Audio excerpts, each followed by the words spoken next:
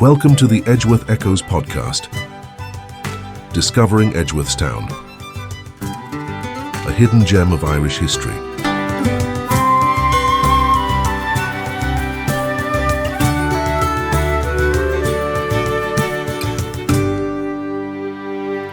Some of the individual acts, of which I am aware, are almost too dreadful to repeat to you. Recently, Mr. Chute visited our house and told us a story of a woman he met staggering along the road. She did not beg from him and seemed oblivious to his existence. On her back she carried a dead child, and she seemed equally unaware of the child.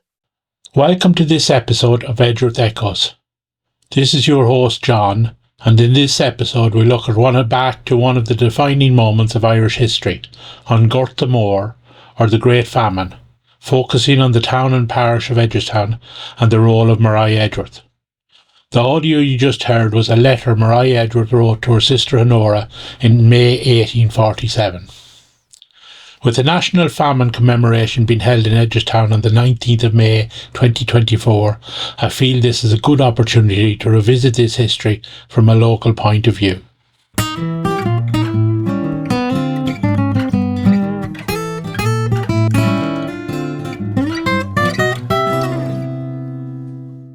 During the Great Famine from 1845 to 1851, Mosterm civil parish in Ireland consisted of 34 townlands and the town, covering over 10,943 acres.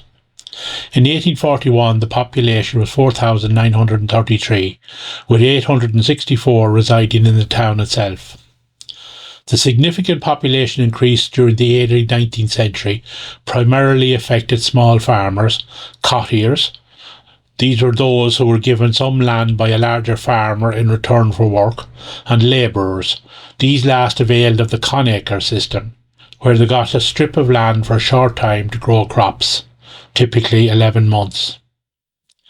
This led to smaller land plots, which, combined with the continued export of other crops and animals, and an over-dependence on potato cultivation, left the Irish people vulnerable when the blight struck their crops in 1846. In 1844, local police reported that the potato crop was larger than usual based on their observations. However, Edgeworthstown went contrary to that trend.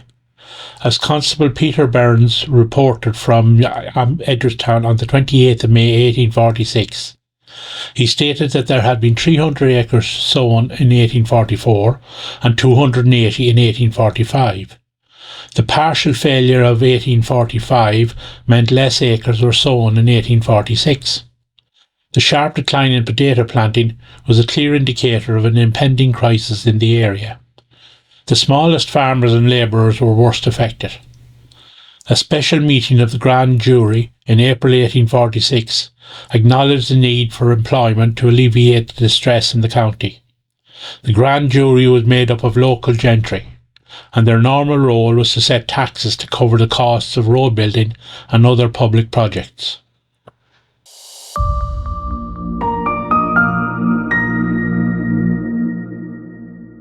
May 8, 1847. My dear Honora, I cannot answer your Admiral's question as to the amount of the deaths in Ireland during the past bad days, and caused by the famine. I believe that no one can make a just estimate. But 250,000 deaths are in the report made by the police up to April. When Maria wrote those words to her sister, the situation in the town was getting steadily worse. A committee was formed to raise money to purchase Indian meal. A total of £106 were raised. A request was sent to Dublin to the Central Relief Commission in Dublin Castle to appeal for a grant to supplement what had been collected. The head of the commission was Sir Randolph Routh, whose reply on the 16th of September shows the mindset of those who were supposed to be dealing with the famine. He said he did not regard the committee as official and would not be trying to control prices. Merchants were putting up the prices due to the greater demand. It would be another 6 weeks before the Edgeworthstown Committee was given official status. Other relief committees around the country were calling on the government to establish depots to distribute food and control prices. Maria Edgeworth used her fame as a writer to petition contacts in Ireland, Britain and the USA to raise funds and acquire money towards work schemes, food and clothing purchases. In a letter to Dr. Joshua Harvey of the Society of Friends Central Relief Committee in Dublin, she reported on a local survey that had been carried out. Of approximately 5,000 inhabitants in the town, about 3,000 are in need of public relief. 100 labourers have employment in the ordinary manner, with wages from 8 to 10 pence a day. 400 labourers are employed in the public works. There are more than 500 widows, children and old persons incapable of labour in my estimation. This survey starkly portrays the situation as it was in 1847. One of Maria's contacts in America was a Miss Ryan in Cincinnati, Ohio, who persuaded the relief committee there to spend the balance of its funds, $180, on cornmeal to be sent to Maria. We have had an intimation from a friend of Miss Edgeworth that she would be grateful to receive and distribute some portion of the charity of this country, and we have concluded to send the small balance in our hands, $180, to her in cornmeal. We feel this to be a compliment due to Miss Edgeworth, and which we have much pleasure in paying. She also received contributions from, among others, Professor Tickner of Harvard University, who had visited Edgeworthstown with his wife in the 1830s, and from about 30 young people and children in Boston from their pocket money. An American ship's captain named Robert Bennett Forbes later wrote that $280 and 100 barrels of supplies were sent from Boston to Edgeworthstown. Maria was not just looking to supply food. She did not believe in giving relief indiscriminately. It was important for the poor to work for themselves as far as possible, and that included women and girls. She suggested, in a letter to Dr. Joshua Harvey of the Society of Friends, that a small sum of money could procure materials for women for such activities as needlework and knitting. We are particularly anxious to enable the poor to work for themselves wherever health and strength permit, so that they may preserve some sense of self-respect and some spirit of independence and industry. We find among the poorest women and children, even in their present distressed condition, sparks of this same principle of independence. The other day, a poor woman, while thanking our vicar for the assistance he gave in employing men and boys, according to the government arrangements, regretted that when so much was done for men, nothing has been thought of for women and children, who are, as she said, also willing to work. If they could be employed and paid, they would work to their utmost abilities. Harvey's committee granted £30 for the distribution of soup and a further £10 for providing female employment. A meeting in Longford in October 1847 proposed that relief should be in the form of employment that would benefit the state. It went on to suggest projects including road repairs, the construction of a railway line from Longford to Mullingar, and drainage schemes. A voluntary tax of 10 pence in the pound from absentee landlords was proposed to pay for this. It was also suggested that money raised from this tax could assist those seeking to emigrate. With the rise in poverty, crime figures also rose in the area. On 20th of November 1847, the Longford Journal reported the stealing of a double-barrel gun from the home of James Vincent near Edgeworthstown 2 weeks earlier. The editor of the paper, Edward Dwyer, called for the establishment of a strong police force and a magistrate for the area. Maria's fundraising efforts did not end with writing to relief agencies and contacts. She was also persuaded by the publishers, William and Robert Chambers of Edinburgh, to write a new story, and that money raised could be donated by her to famine relief efforts. The story she wrote was called Orlandino. She sent a copy of the book to Miss Ryan in Cincinnati, the woman who had supported her American fundraising efforts. About 2,500 copies of Orlandino were published in 1848, with an American edition also appearing in 1848, a French edition in 1849, and a second edition of the story in 1853. Orlandino was written at the invitation of the Misters Chambers, who are publishing a new series of tales for young people, and offered me anything I pleased to ask for if I would write a new story for them, and the temptation they held out to me of paying me immediately so that I might give this to the poor. Then, in great distress, contrary to my previous resolve to write no more stories for children, I complied with their request. And most handsomely and promptly, even before publication, they paid me 50 good pounds for Orlandino. The potato crop of 1848 was a slight improvement on the previous years in some districts, but not in Mostram.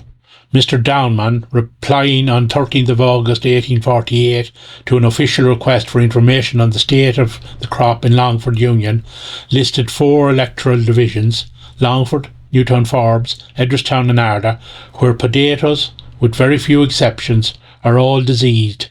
The bulb about 1/3 of the crop is black, and the injury is increasing daily. With the beginning of the new decade, the situation did improve. The potato crop recovered, but sadly, many of those who had depended on it were gone, either dead or emigrated. It is necessary to look at the census figures to gauge the impact of the calamity in the Edgeworthstown area. By 1851, the population of the parish was 2,351, which meant a drop of 42% on 10 years earlier. The overall decline for the county was 29%, one of the highest in the country.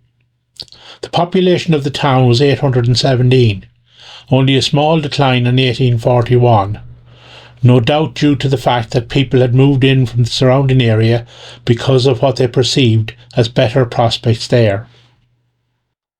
Maria Edgeworth passed away in May 1849.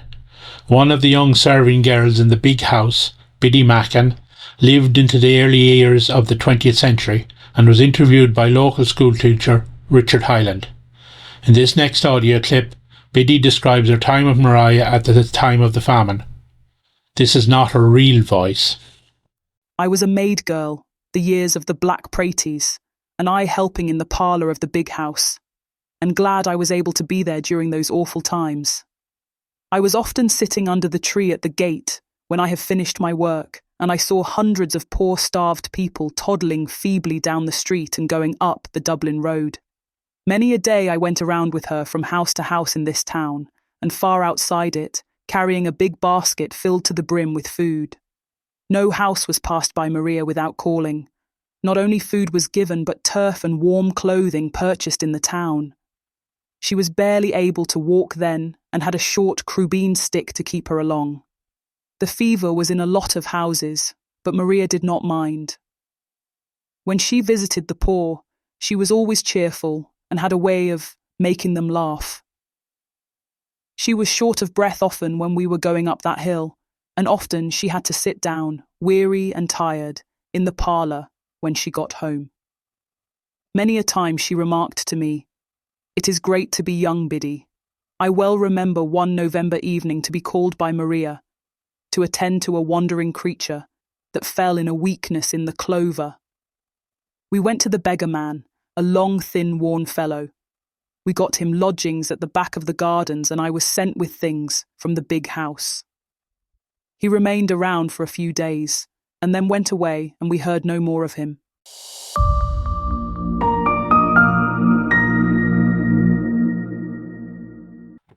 The Great Famine in Ireland occurred between 1845 and 1851 due to the failure of the potato crop caused by Phytophthora infestans, known more commonly as the blight. It led to widespread starvation, disease and death, with an estimated death toll of 1 to 1.5 million people.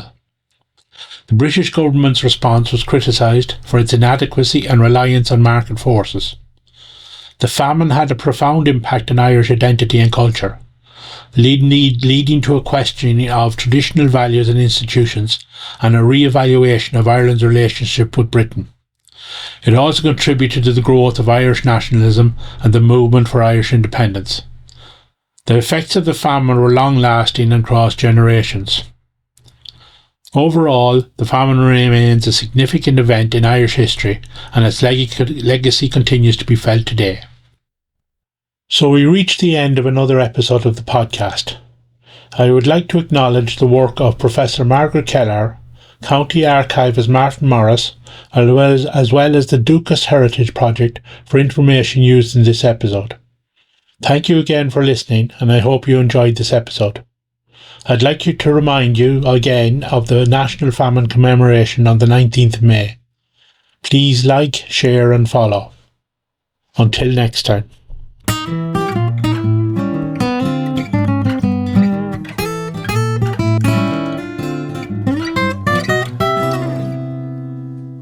If you are interested in learning more about the Society and the history they preserve, please visit www.mariaedgeworthcentre.com. You can sign up to our newsletter, book tours, learn about our annual literary festival and read up on some of the remarkable people who have links to our town. This has been the Edgeworth Echoes podcast, rediscovering history.